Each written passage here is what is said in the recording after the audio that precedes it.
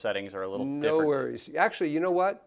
You let me know when you're ready for that. And Okay. in the meantime, I will say that we are in the 802 Scoop studio on Main Street in Barrie. And we are very grateful for all of the support they've given us in the studio.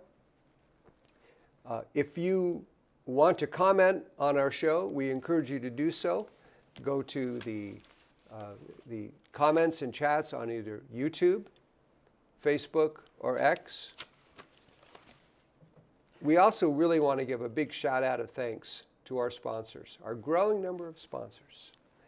Perro's Gun Shop, Rice Memorial High School, Seth Pajic, a lawyer, Russ Ingalls, real estate, One Day in July, Procter Gas, and Randmar Corp. Very grateful for the people who make this show possible.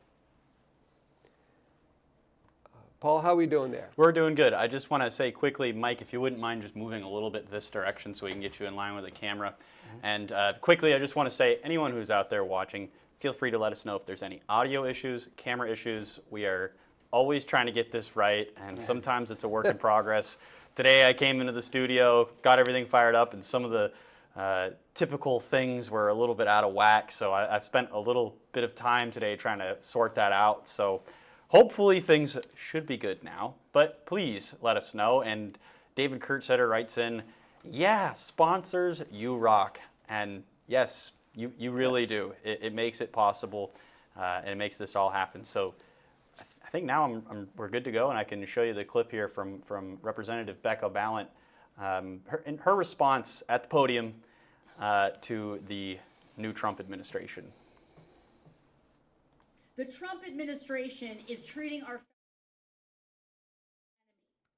These are regular Americans who work important jobs all over the country, not just in D.C., but in all of our districts. In fact, 85% of the nonpartisan civil servants are spread around the country. Vermont is home to 8,000 of these federal workers. They're part of the 2 million federal workers that operate our national parks. They're scientists at the FDA. They work at hospitals, at NASA.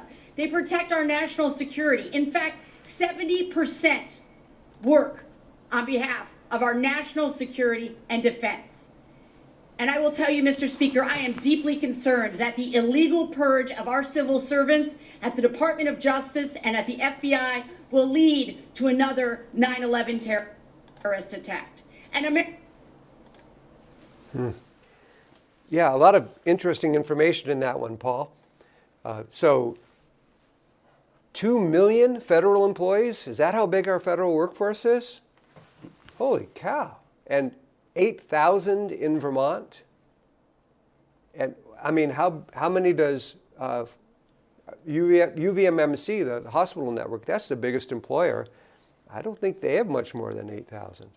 But here the federal government in little old Vermont, no Army base to speak of or anything like that. We've got 8,000 employees here in this state. So I'm sort of amazed that Representative Ballant would say, oh no, there's just no way we can cut any of that. And I've really got to ask, where was she when jobs were being cut wholesale out of the private sector?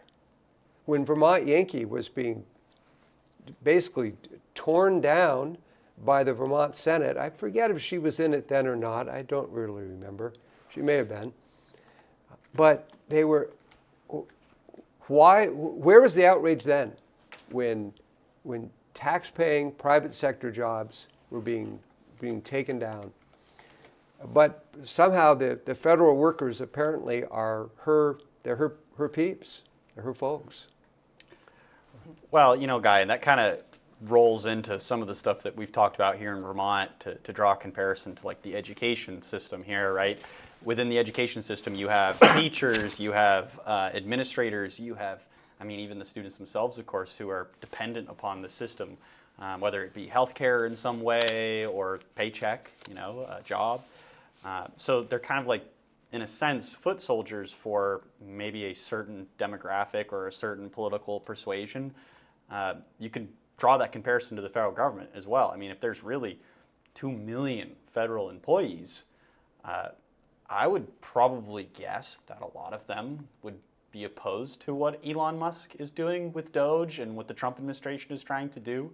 But I'm not exactly sure. I don't know. I think there's something to be said there, though. There's a connection, at least in terms of size of voting blocks. But. Sure. So really, in a way, those are her people. Those are the people who are voting for her, whether it's on the state level or the federal level, because they know that she will, quote unquote, protect their jobs.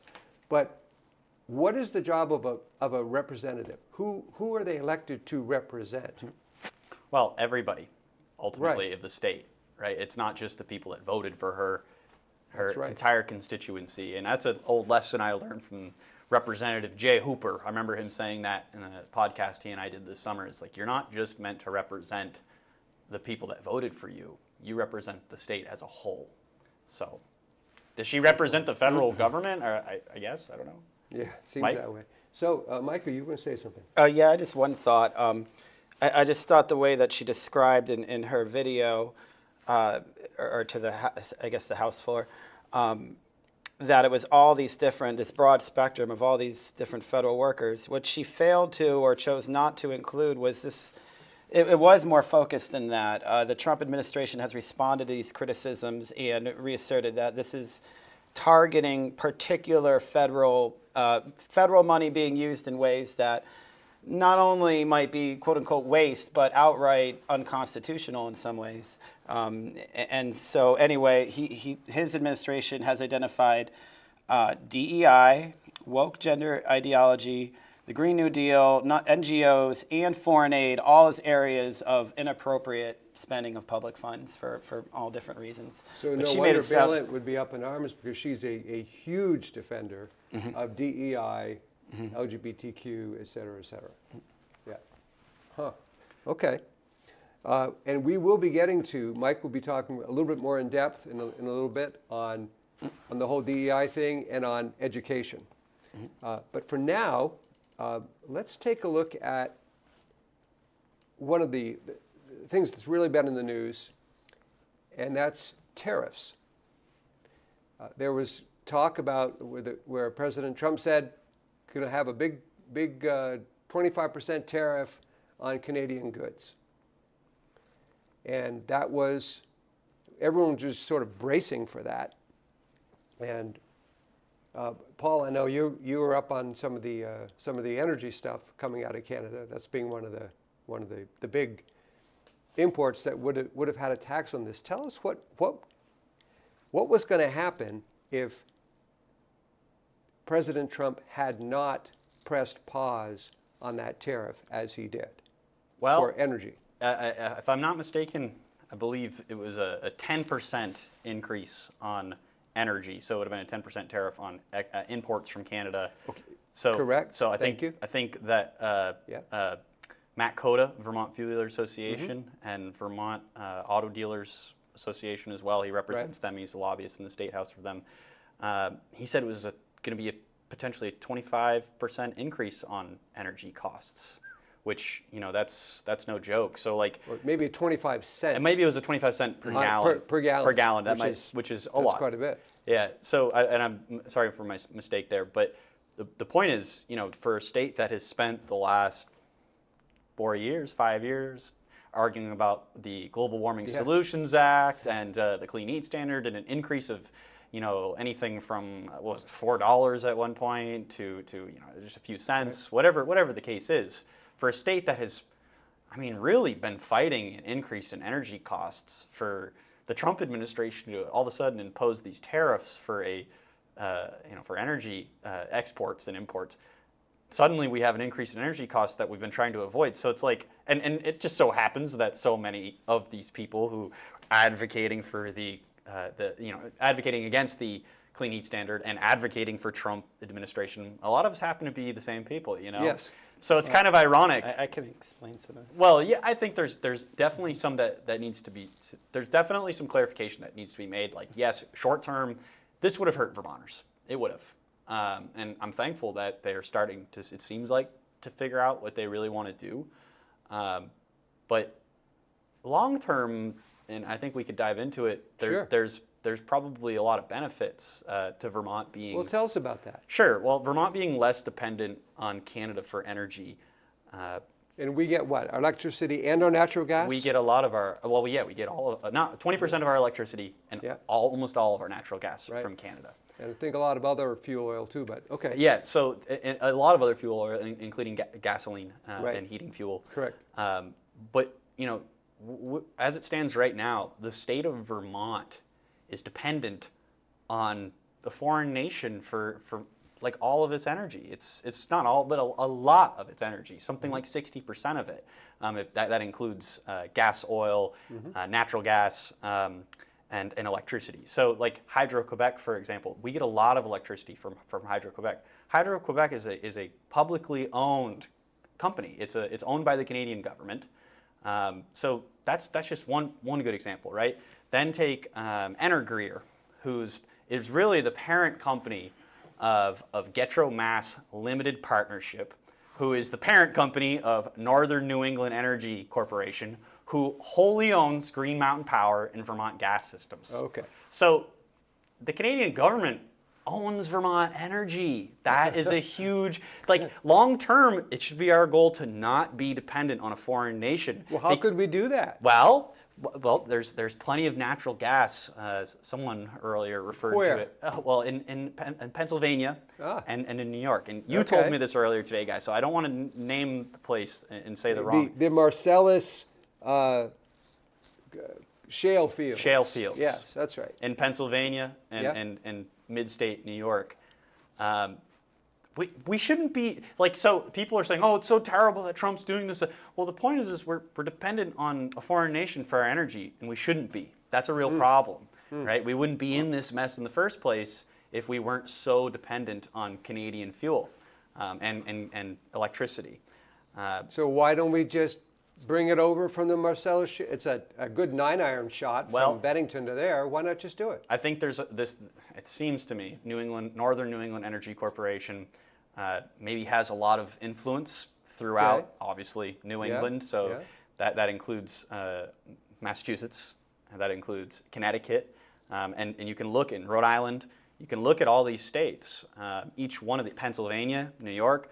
Actually, my conversation with Gregory Wrightstone the other day kind of pointed this out to me, that there's a lot of these northern New England states where they're pushing similar legislation to the Clean Heat Standard or the Global Warming Solutions Act, for example. So they don't. So they don't want more natural They don't want gas. more natural gas. They don't want the shale fields to be fracked. So there's all that energy, but we don't want it. Well, we want Canada's.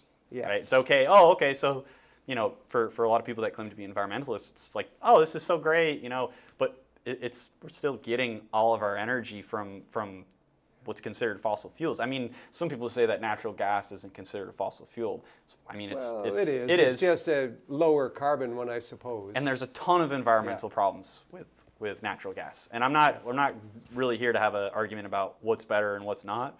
But the point is you know, this New England energy lobby as a whole, which is, you can probably trace it back. I mean, even here in Vermont, you have New England, Green Mountain Power and Gas and Vermont Gas Systems. I mean, you can figure it out if you want. I mean, we know the answers to this, but there's lobbyist organizations in Vermont that represent these groups, and they're pushing for a lot of this climate legislation. So I'm certain that this exists in other states. The same, whether it's the same organization itself, maybe not, but they represent ultimately the giant corporation. You know, the parent company of a parent company. It's, you know, you could break it all down if you want, but it seems to me that there's a giant block here too. And certainly the renewable power industry, the offshore wind turbines, and we want to cover Vermont with solar panels and everything. Those folks and their advocates were very strongly fighting just the simple idea of let's build a big pipeline, a natural gas pipeline from New York to southern New England, and we'll all have enough natural gas, both to heat our homes and to make very, very, very affordable electricity. since we've decided to shut down a couple of nuclear power plants.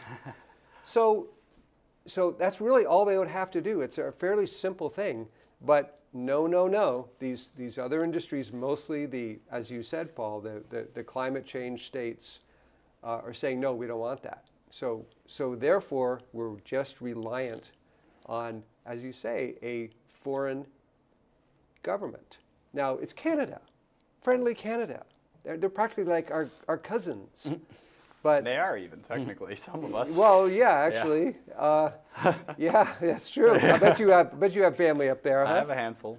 Yeah, but on the other hand, it can be Hatfield McCoy kind of cousins too. True. And it's at some point it might turn into that. So we're looking at that's a problem with the tariff.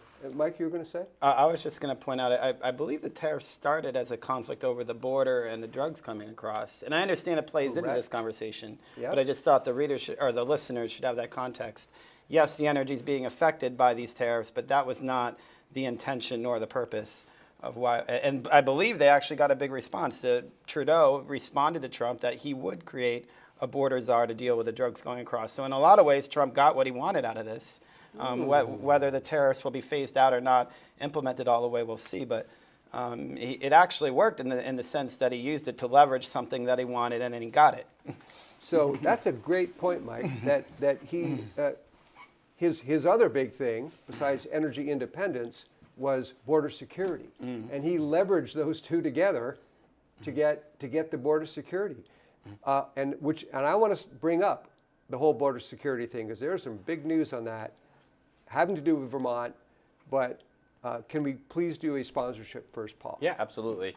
The first sponsorship today is going to be Procter Gas. Fittingly enough. Procter Gas, and this is Judy Taranovich. Did I say that? I want to make sure I say it right. So she watches our show, so I don't want to disappoint her. But these are the propane people, and I believe they're based down in Procter. So Hence the name. Hence the name, Procter Gas. Guy gave me the opportunity to do ads today, so I'm gonna do my best with the information that I have. But she's been a longtime sponsor of our show. She was our first sponsor. And you know, as everybody knows on this show, you know, we are pretty out in the open about our views on energy. So, you know, support Procter Gas and the propane people. If you live in Proctor or the Proctor area, this is one of your small town community fuel businesses. These are the people that, you know, make sure that you're nice, safe, and warm in the cold wintertime. These are the people that pick up the phone when you call. And these are businesses that Vermont so desperately needs, and we need to continue fighting for them here and keep continue to fight against the policies that they're trying to work to shut them down. So that's an ad, and I know, Guy, after we do our ads, we want to maybe touch in on some of our comments. We do have some comments. This is from X. This is Losang Ludwig, writes, Post office and federal office building in Montpelier has been vacant for 577 days. Yeah. The GSA, which is the General Assembly. General Services Administration. Okay, there we go. Wasted $500,000 on a building that is slated to be sold and torn down. Defund the GSA. Wow. That's a very good point. I mean, because of the flood, right? Yeah, the first flood. We should specify. Yes. The first flood. And I've got a little story there. Sure. They knew 24 hours ahead of time that there was going to be a big flood. My P.O. box, where people send me checks, yes, folks, $108 for a year's of sustaining subscription, where they send me checks. And I had just sent out an appeal, hey folks, would you please send me some money? And I know there were a bunch of checks sitting in my box, and I was going to head on in and get them. And they left all the mail in the P.O. boxes. They knew. I mean, all I had to do was to go in and take it out, put it in a tote, and bring it up to the second store. That is all they had to do. But no. So everyone lost their mail, including me, including several $100 of checks. And so I was thinking, you know, if that were like a business, someone's head would have rolled. Oh, yeah. Well, we could turn this whole episode into a show on gripes on the USPS. Uh-oh. Yeah, I mean, I'm currently waiting on some overnight mail that was supposed to get to my grandfather in Florida, and it's still not there, and I sent it on Tuesday. So shout out to Grandpa. Maybe you should drive it down. Yeah, Paul. maybe I should. I guess. Yeah. But go ahead. I just there's a few more comments I want to please. honor quickly.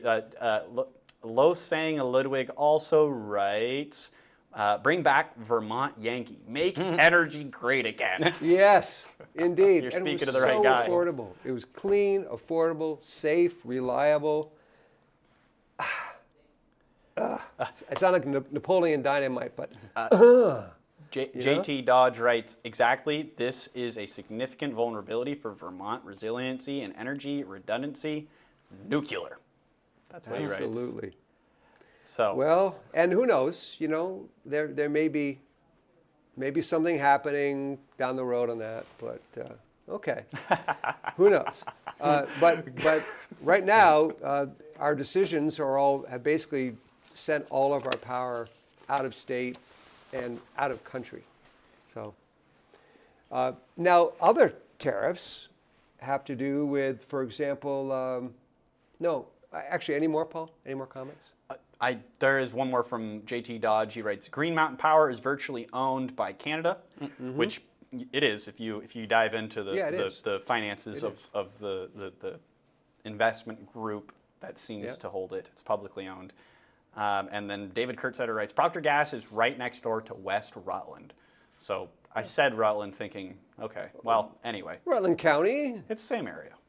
I was close. Close, and I know Dave lives in, they live in either Ira or West Rutland, so, yeah. So he would know. Thank you, Dave.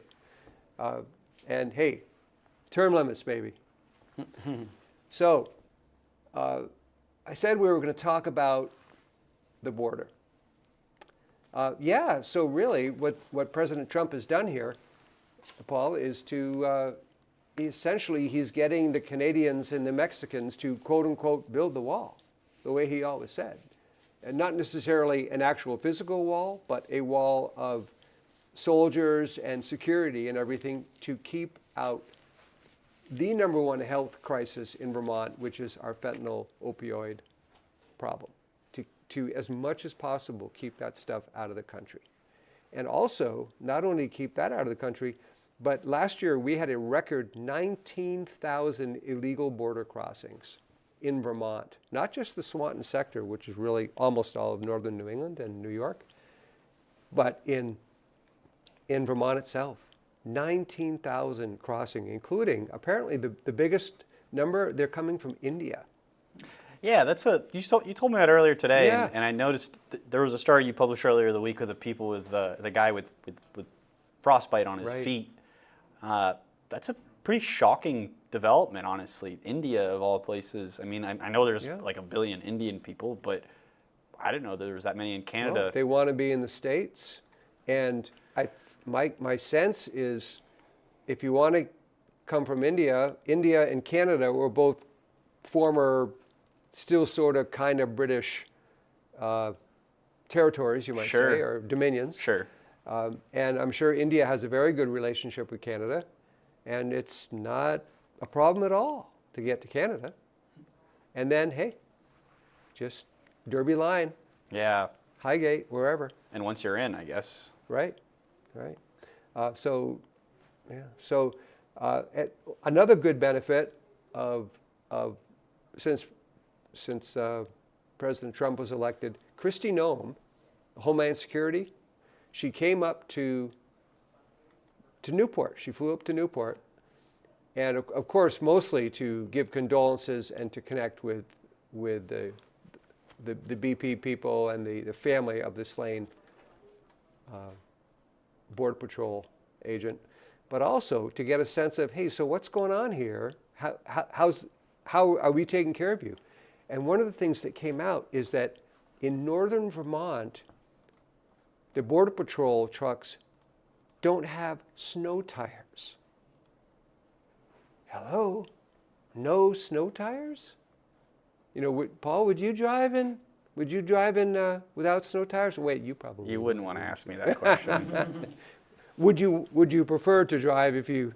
Yes. Yeah. Well, Okay. I will say I do have snow tires on my car, but I have gone without them before, and yeah, I don't recommend it. Yeah, exactly. It's pretty dangerous. Especially if you're chasing down people and. Well, right. It almost, to me, maybe it's a level of incompetency to not know that, like, you need, like, to be fair, like, if you go, an hour, not an hour or two, but you drive south of the Connecticut border, right? People are kind of like, maybe they don't really care as much about them. So, like, to give them the benefit of the doubt, maybe they just don't understand how important it is up here. Like, you need to have snow tires in Vermont, especially if you're going to be chasing criminals. I mean, But if you're stationed up here, I'm sure the agents all know it, but there's probably some, well, we're buying all the tires for all the Border Patrol trucks, and we don't need them down in Mexico, and they'll be fine up in Vermont. But that's wrong. So Christine Ohm said, hey, I'm going to take care of you. I'm going to make sure you get snow tires. Well, let's see. I guess I want to finish up on the tariffs. So I talked to a bunch of business people in the State House this week. I said, what do you think about all these tariffs? And I got to tell you, in addition to Matt Cota, a lot of the building people, the business people, they're really concerned about this. Because how do you plan a project if you don't know what your costs are going to be? And if the lumber from Canada is suddenly going to cost a ton more money, if the steel from China or somewhere else is going to cost a lot more, if the cement, if really everything that you're using to build a project is going to be more expensive, you really can't, you can't plan. Buildings and roads, we have a lot of buildings and road projects in Vermont, and if that's going to be costing a lot more, how do you write a contract where you don't get hosed? So they're relieved. The word one guy used was, we are terrified. We are terrified at the thought of tariffs. And I think they're really hoping that President Trump was just using this as a bargaining chip, and that this doesn't actually really happen. Paul? Go ahead. I just want to say, I kind of understand where a lot of people in Vermont are coming from on that. And I really do think I've said it a billion times on this show since really his election. The institutions, like the school system, the medical industry, and seemingly even the energy sector, right? Like all of these things, and that's why they're going after their federal government for all these giant bureaucratic things that they're up to. It's like they're not serving us anymore, these things. Even the energy sector, right? I mean, I've heard people say for years that they want to get, Vermont energy independent. All energy in Vermont comes from Vermont. Yeah. And so, like, I get why people are so upset about what Trump is doing, because it's scary. Big changes. These are really big changes that I'm seeing. And that's terrifying, but it's terrifying, right? But long term, what I'm wondering is we saw some of what Governor Scott had said, but like, is there anyone in Vermont that represents us statewide that isn't just pushing constant fear about what the Trump administration is trying to do? You might disagree with it, and I think that's okay. You can disagree with them, and you maybe don't like some of the stuff they're trying to do, but I don't know. Some of the stuff I've seen from Peter Welch is just like disingenuous. I mean, you're just spreading fear just to spread fear. I know that you're upset. Same with Becca Ballant. I know you guys are concerned about stuff, but it seems to me like you're just pounding this drum like, 4 years of chaos, right? Yeah. And I've even seen Governor Scott say that too. The same thing, 4 years of chaos. They're using the same terminology, everybody. Yeah. What were the last 4 years? You know, right? That's what I'm trying to figure out. What's the last 4 years? But his approach, Governor Scott, was a little more measured. But some of the stuff I've seen elsewhere, it's just like, you're just spreading fear. What are the potential benefits? Is Trump really just a dumb, tyrannical dictator? He's just a jerk who wants to just make everybody's life chaotic? That doesn't make any sense. Right. Right. Mike? Can I say some things? I know some of this is just kind of Captain Obvious, but Economics 101. So when you pay any kind of tax or in this case a tariff to the government, that money doesn't disappear like you're burning it with a lighter. It goes to the government to be spent presumably back to you or some other place where it's needed a lot. So people keep talking about this like this money's just getting thrown into the ocean. No, it's going to, presumably for you, the public. And furthermore, in addition to, I'd mentioned earlier, the leveraging with the border and the drug czar, but really the notion of a tariff is to get you to buy, we were just moments ago saying how important it is to have energy and things local. The idea of a tariff is to get you to buy products and goods and services from your own nation. That is the fundamental, that is like the whole big idea of it. So, I mean, I know this is all like Captain Obvious to a lot of our readers, but I listen to the critics on the other side and I feel like they're forgetting some of the basics. Well, that's a really good point. In a state where we're constantly like, oh, buy local, buy local, buy local. Well, if Trump says buy local, suddenly it's not popular. I don't know. You know, well, okay, go Well, ahead. that's all I had to say about that.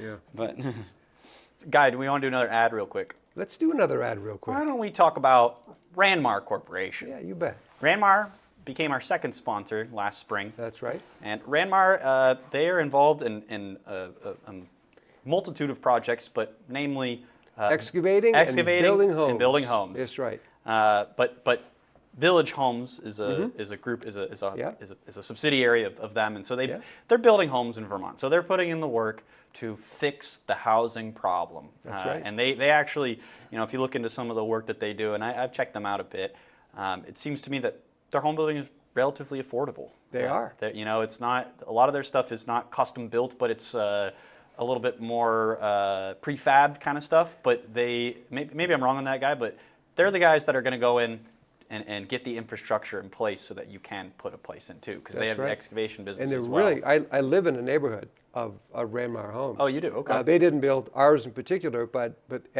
nice homes, great neighborhood, and I'm always amazed at, boy, what's the price on that? Because that house, the houses they're building would be $600,000-$700,000 in Chittenden County, and boy, they're nowhere near that. They're really like, boy, I could just about afford that house, Just from their website here, just want to read quickly. Ranmar Corporation has been serving central Vermont and surrounding areas with excavation, construction, real estate services since 1979. We're a local, family-owned company committed to the values of Vermont. Contact us today for all of your contracting needs and real estate. So there you go. So really the tariff thing is, will we accept the short-term pain for some long-term gain?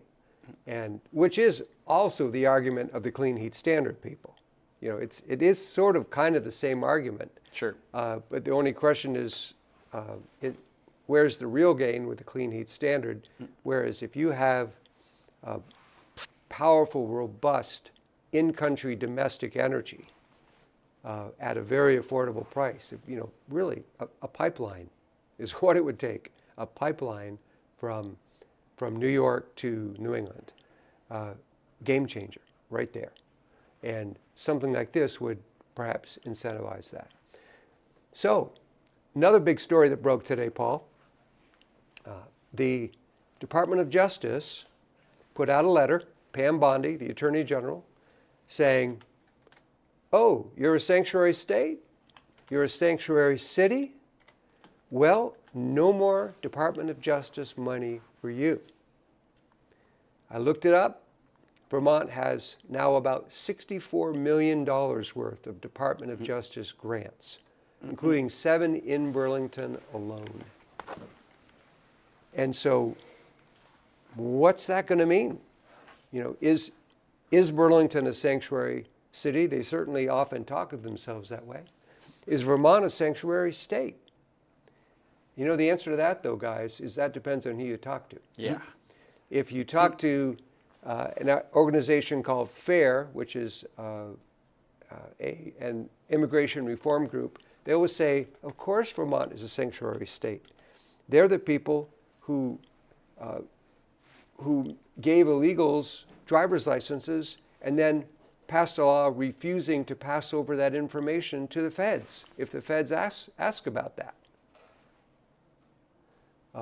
And and they're the state that has a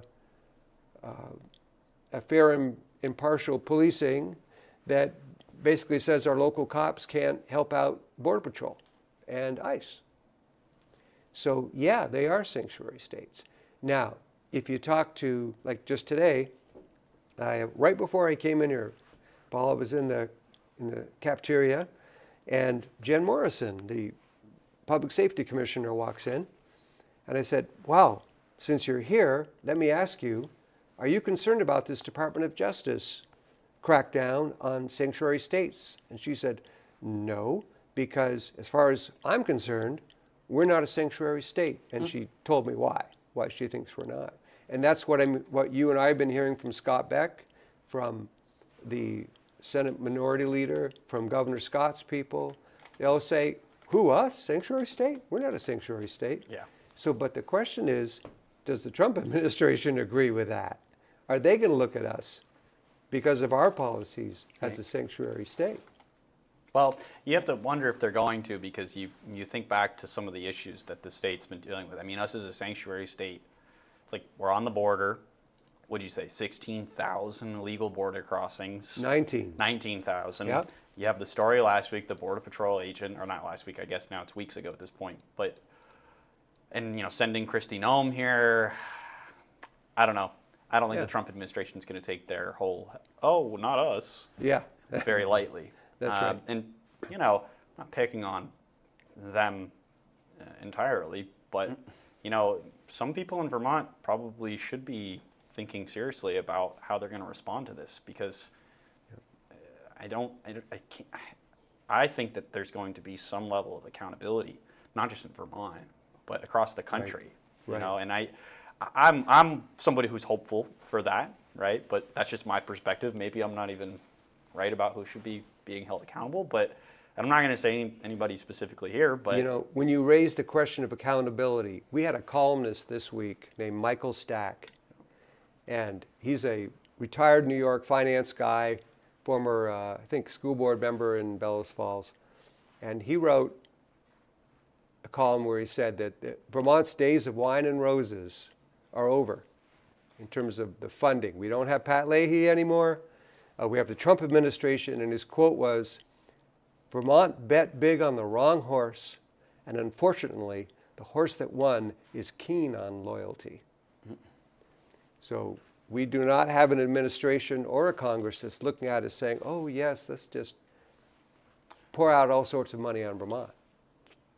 I want to make another quick comment too. It's like, remember James O'Keefe? He was in Vermont. Right. Oh, right. I totally forgot about this until just a second ago. Yeah. Like, I didn't even cross my mind this whole time we've been reporting on the Border Patrol situation. But James O'Keefe, very well known, kind of I don't know, independent journalist, but he's kind of like I wouldn't say provocateur, but he definitely he goes and he's an undercover journalist, and he likes to get people. Yeah, he's really good at it. Is. So. Maybe you could tell me, because I don't remember the exact situation. You don't remember? Mike, do you remember the situation? I've only heard of it. But, I kind of forget. I'm looking at it now. I just reading here now. But there was some issue in Vermont with Border Patrol agents, James O'Keefe. Guy, if you're looking it up I'm now, looking it up right now. That would be great, because I do have a thing pulled up about it. But this was a very hot story, I believe, this summer. And let's see. But I guess what I'm trying to get at is, like, I just don't think that Vermont is going to be off scot-free, because at the end of the day, it's like they've had eyes on this place for a while, and that's what just makes me so annoyed about them. This thing that they're pushing of the 4 years of chaos. It's like, we've been watching, story after story of people. Whether it's crime in Burlington or it's illegal immigrants, the cam footage on the border of Vermont, it's just like totally crazy stuff. Mike, I'm sorry, I don't mean to interrupt. I thought you were going to say, are you planning? Oh, I was just going to give another headline, but I'll wait till you're. No, go ahead. What is it? So this headline is also from today. This is from the American Journal. Trump AG Bondi sues Chicago and the state of Illinois for sheltering illegals. Warns other sanctuaries are next. That's the headline from the American Journal from today. So just to quickly, by the way, a guy you mentioned, this group, FAIR. It's the Federation for American Immigration Reform. That's it. Which I'm not really familiar with them. They're But it's basically very strong on build the wall and okay. that. Oh, they are. Okay. Yeah. Okay. Yeah. So they're saying, no, you guys are a sanctuary state potentially. Yeah, they Okay. are. They're identifying us as, and so are other groups. Hey, you know what? I think it's time for another ad. Sure.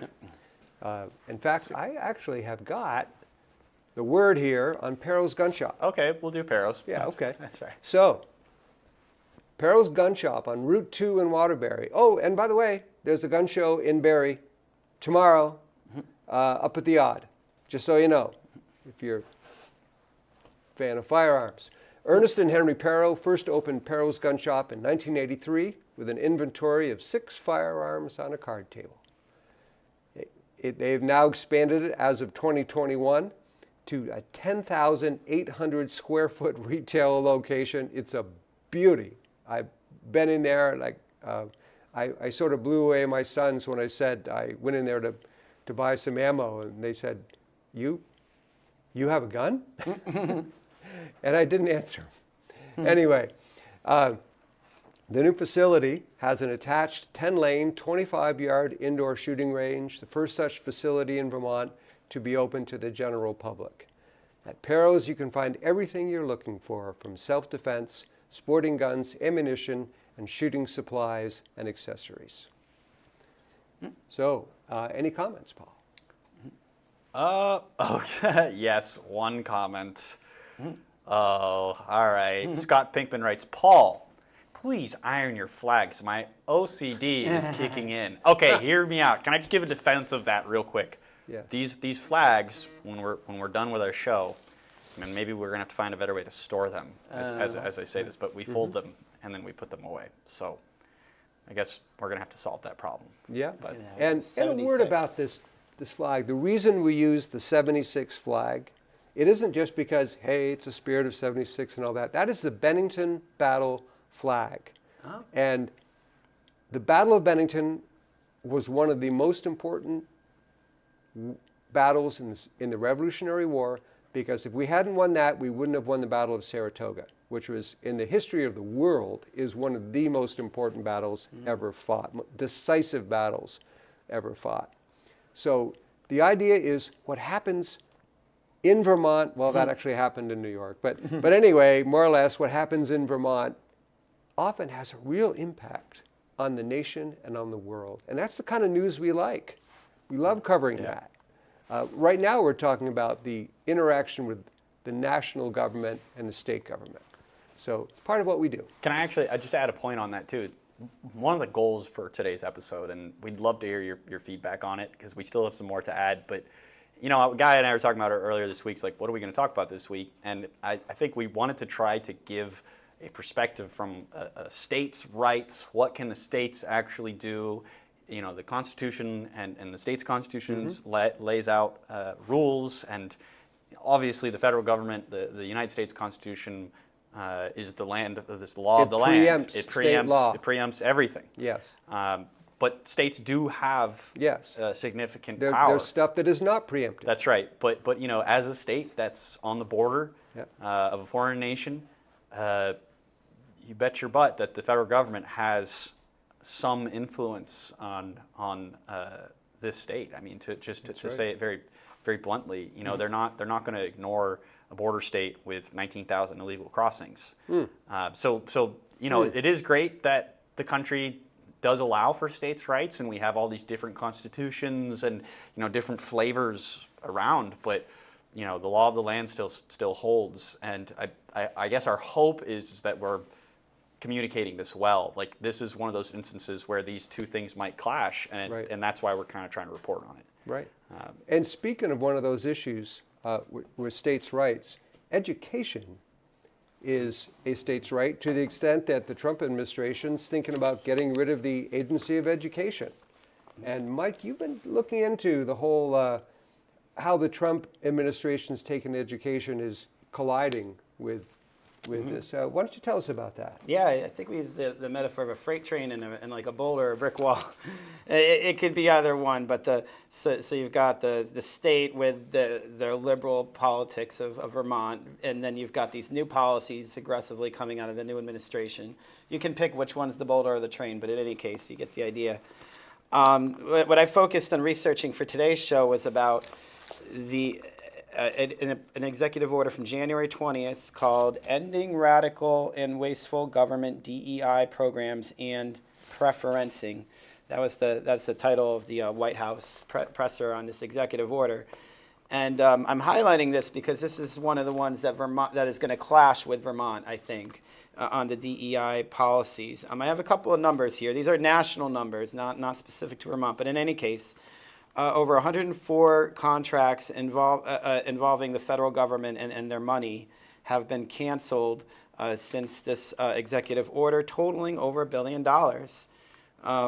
So that's a lot of money to spend on teaching people what they should think about race and gender and so forth. So make what you will of that. And some other stats of Vermont, so this is specific to Vermont. Vermont spends about 10% of its money on education spending from the federal government. So that would be like your chips on the table, so to speak, what could be lost or maintained. You're saying 10% of our ed money comes from the feds? That's what I read today in an article. Okay. About $100 million, it comes in the form of federal grants of one form or another. Wow. So those would be what could potentially go away if the Trump administration continues to dig its heels in on the DEI things. Some other notes, we were talking before the show about the Winooski School, in Winooski, of course, is trying to have a sanctuary status as a school. So they're going to really put themselves front and center with this executive order if they continue to pursue that. Another thing that's going on is some other universities and schools around the nation. I don't have any Vermont examples, unfortunately, for this, but for example, in Boston, Northeastern University, which I applied to and they rejected me. Anyway, they changed their DEI program's name from DEI to something like Belonging for All. And I read at least one more example that I didn't write down, but that's one way they're trying to get around it early is to, we'll just change the name of it. Wow. Well, that's really interesting. So we should be looking for that in you wonder, and whatever. Yeah, and another thing that's going on here, and it's a lot of our readers may have heard by now, there's a multi-state lawsuit involving Vermont against this push to shut down federal funds for these programs, and Vermont is a part of that lawsuit. And they are specifically going after, this is, again, I'd spoken earlier in the show about this, but they're looking at DEI, of course. They're looking at foreign aid, NGOs, woke gender ideology, and or Grand New Deal initiatives that federal money is being used for. And that's where I think it's going to, well, this is just my speculation, but it feels like it's maybe going to go to a court. That's where it's all going to come to a head. Okay. So, and if I may, and I know we talked before the show, I promise not to get too much into legalese, but one thing to watch out for, because these have gone to court before, and I've been reporting on them for years, the First Amendment's compelled speech doctrine ends up very often being the deciding matter when you read the judge's decisions on DEI, like programs and initiatives, because the idea is public money, and this is the very first, this is the First Amendment, this is the cornerstone of American law and culture. You shall not use any public resources to try to influence the thoughts or beliefs of another, which is essentially the essence of DEI. So that's where this could end up going. But that's the train and the boulder coming at each other. Okay. So that's my report. All right. Thank you, Mike. So I want to say a good word about One Day in July, which is the Burlington-based investment firm, provides low-fee, diversified index investment management and fiduciary financial advice for individuals, families, and institutions. Go to onedayinjuly.com to learn how to reduce fees, improve performance, and avoid behavioral errors with their proprietary simulator tool and educational resources. I think, guys, that we are coming near the end of the show here. I think we've kind of hit most of the high points here. There was one thing I really did want to say is that Paul, you alluded to it, the fear, the intense fear. I sat in the cafeteria yesterday with a fellow who, if I said his name, most folks would know him. He's sort of a well-known radio personality, former lobbyist, very, reasonable, pleasant, intelligent guy. And I said, so what do you think is the goal of the Trump administration? And he looks at me and says, I think they want to turn this country into a Christian theocracy. I think they want to make you go to church. This was a reasonably intelligent guy? Sorry. Yes. Sorry. Yeah, he is. I think I know who That's he is. just the thing. Yeah. He is. And I said, now, do you really think that? He said, yes. And I'm going, I'm one of those Christian type people, and I would probably know if there was some great conspiracy to make him come to my church, and there's not. Well, there is. Well, no. No, there's not. Not to use not from Trump's perspective. Not to use, right, Yeah. or any of his No. people. It's just sort of this strange thing. Really, it goes back to, we don't want the government corrupting the church, and we don't want the church corrupting the government. I mean, if there's ever a lesson that's as old as the history of America and of Western civilization, it's that the separation of church and state is a really good thing. Guy, what did you say to him? I said, I looked at him like, do you really think that? And he said, yes. I said, wow. Yeah. Well, I could point some irony. So he's talking about the compelled speech doctrine. Again, he might not even know it, I guess but he you're right. is, which is very ironic because I've spent the last 4 years complaining about the compelled Right. speech doctrine to their corner. And Perhaps suddenly their it's a religion, two-way street. yes. This is what I've been trying to tell them for 4 years in my social media rants. The compelled speech doctrine is important to you whether you know it or not because it's a two-way street. Yes, you don't want to be told that you have to go to church or believe in those things. We don't want to be told how many genders there are or that the world's going to end in 10 years if we don't buy from a green lobbyist. Wow. So You it's know, that a is a good two-way point, street. Mike. That is a good point. So I know we want to wrap up. There's just Yes, we do. one quick thing I want to add. It was pointed out to me yesterday that the story came out in WPTZ. The headline reads, Afghan refugee programs cut following federal funding freeze in Washington. Dozens of Afghan refugees across the Green Mountain states are back to square one after some key programs that helped them thrive in their new communities were cut short on the federal level. Molly Gray said, Vermont is now home to the largest population of Afghans per capita in the country with a new administration. In the White House, refugee federal funding is frozen, meaning they had to pull the plug on some of the service they offer, including their driving program. I just wanted to share that. That's one of these immediate impacts. And I mean, the story doesn't specify. I'm going to try to look into this. Don't you think that the nonprofits and friends and neighbors can kind of rally around and make up for some of that? Does that have to be Federal funds. our money? Yeah, so I think that's what the whole thing, just to close this out, Yeah. is that the Elon Musks of the world, who I have plenty of issues with, I'm not fully defending what they're doing. There's some problems. Yeah. But the Elon Musks of the world, the Trumps of the world, honestly, even the Governor Phil Scotts of the world are looking at these giant institutions, whether it's the actual institutions themselves or some non-government organization or nonprofit that exists solely on federal funding. Taking a look at them and saying, look, we can't afford this. Yeah, sure, it might be federal money, but that's still our money. It doesn't matter that the federal government can just print it as much as they want. It still affects inflation. You might be getting paid it, but every time you get paid it, it's worth less. So we got to fix this problem. We can't just keep doing this.